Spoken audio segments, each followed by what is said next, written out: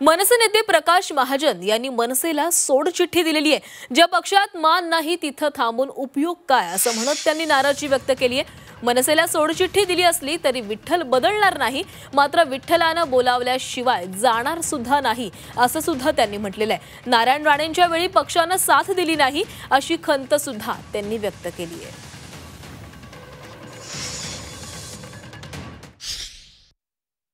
घरातच आमची इज्जत काही राहत नसेल तर काय करायला पाहिजे।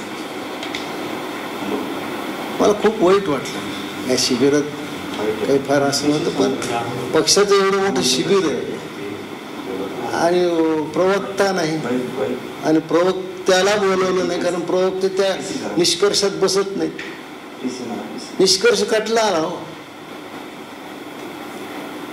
इतर वेळी प्रवक्ता जीव तोडून पक्षाची बाजू मांडतो। मी देव बदलणार नाही, पण देवानं बोलवल्याशिवाय मी देवळात सुद्धा जाणार नाही। मी एवढंच या प्रसंगी सांगतो।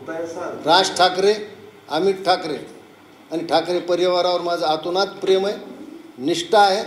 प्रकाश महाजन मेला तरी राज ठाकरेचा कार्यकर्ता म्हणूनच मरेल।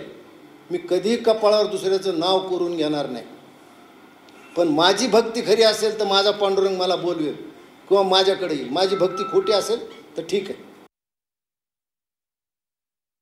मी नाही। ज्या प्रवक्त्यामुळे मला एवढी मानहानी पत्करावी लागली, ज्या प्रवक्त्यामुळे मला नारायण राणेसारख्या बलाढ्य राजकीय माणसांनी फेसबुकवर धमक्या दिल्या, काय करू मी? काय करू त्या प्रवक्त्याचं? आयुष्यात करण्यासारखं खूप आहे मला। छत्रपती शिवाजी महाराजांची पुस्तकं ते वाचेन, त्यांच्या सगळ्या किल्ल्यावर जाऊन